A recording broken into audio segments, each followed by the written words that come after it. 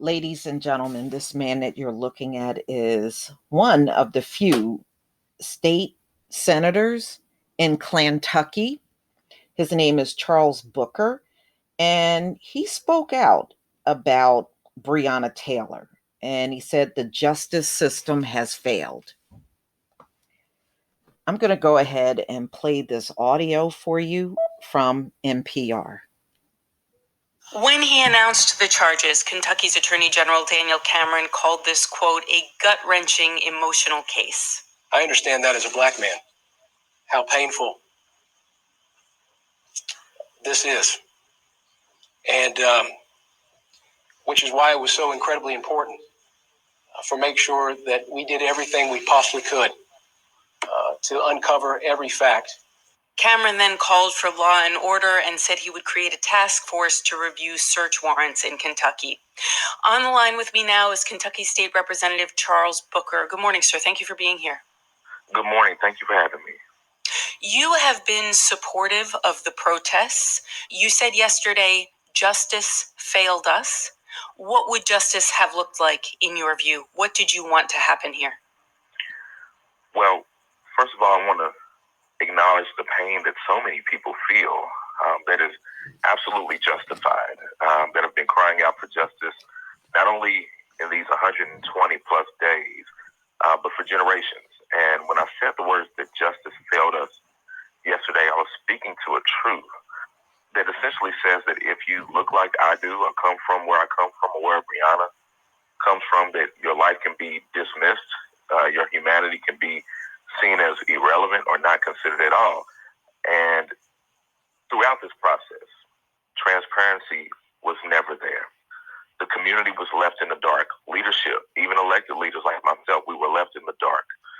That is what I mean by justice being fully accountable and transparent, and giving people the chance to know that the life of a woman, of a young person that was trying to pursue her dreams, that her life had value and meaning, because we know it does.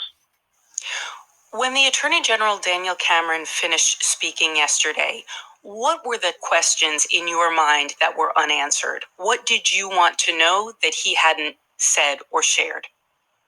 You know, the question for me was, did the Attorney General even recommend charges for the other officers at all?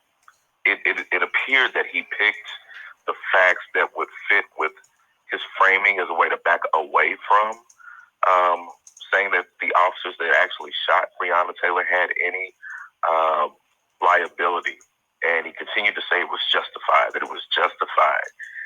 And, you know, that sits with me even right now, because the indictments, the three that were brought against one of the officers regarding wanton endangerment, accounts for the shots that went into other apartment buildings. But there's no accounting for the shots that went into this person, this human being. And, you know, there seemed to be a very arrogant disregard for that. Governor Andy Beshear has called for the district attorney to make that grand jury evidence public. He says the public deserves to see the facts for themselves. Do you think that would help, being able to see the evidence? I do agree. And it will help from the standpoint of us having a better sense of understanding all the way through. Even in the fact of how this happened, there was a delay in the community understanding what that meant. And then when we all found out, we heard the 911 calls, and everyone around the country began looking at us, there was really a lot of silence on what an investigation would even mean. So that is important. I commend the governor for calling for that, and I joined him in doing that. Let me ask you about the task force that the Attorney General says he's going to create. It will review the process by which police get and execute search warrants. Now, the officers in this case say they had a no-knock warrant, and a lot of people think that was a big part of the problem. Do you think with the creation of a task force, Kentucky could be moving toward real changes? Well, we've seen a lot of task force groups that have been created over the years. We've seen a lot of studies. And so as a community, particularly in the Black community, we know not to hold our breath, but we also know that this is a moment where we got to do the work. And so if there is going to be a creation of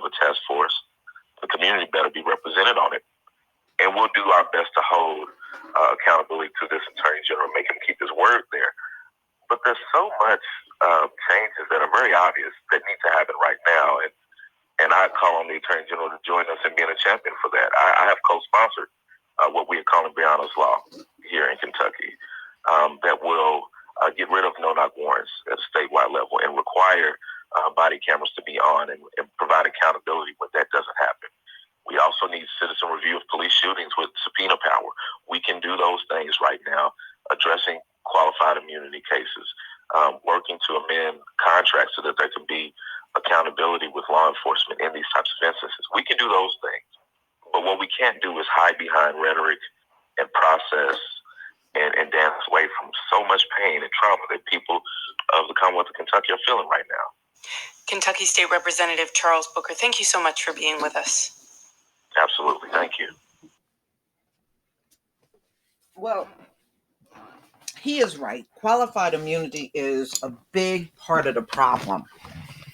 There should be no profession on this planet that shields you from being charged if you've done wrongdoing. And what they have essentially done is make these cops almost like at a god status, where no matter who they shoot, they are untouchable. Nobody should be untouchable, but we are not talking about a justice system that makes sense. We're talking about this one that's full of corruption, and the people running it, they're more criminal than the actual criminals are. You can't expect the devil to correct things. They're just simply not going to do it. And it just go to show you, even people in the legislation, it's just like we see folks in the Black Caucus, although they are there, they are not there for us. We're literally on our own. Do I think this will end? Yes, one day this will end. This will end. There is no way this society can go on indefinitely. It don't have that kind of power. It's falling apart at the seams now. And just know one thing, ladies and gentlemen, over in Europe, they couldn't get a society past a certain point. It would always fall apart when you go and look at their history. We're at that point now. A few hundred years, then it falls off, and then they have to start a society over again. That's really their history. They don't have a history of the world going on indefinitely and they're the ones running it. They don't have that kind of history. So it should be no surprise that we see the world in the decline that we are looking at. You can't run a wicked system and expect nothing to happen. Things are now happening. America don't look so powerful anymore. In fact, a lot of countries are looking and nodding their head at America. It's done so poorly with COVID. It's just done so badly. But y'all, please tell me what you think. You know, what is the purpose in having Black people in office and we never see anything change?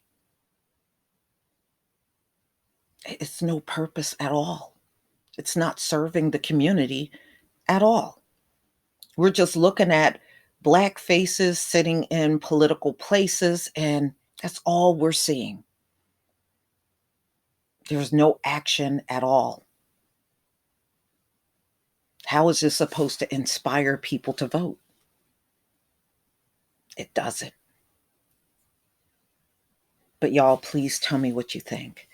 Please leave your comment and subscribe. Don't forget to hit on the notification bell, and I'll see you on the next video. Peace. family.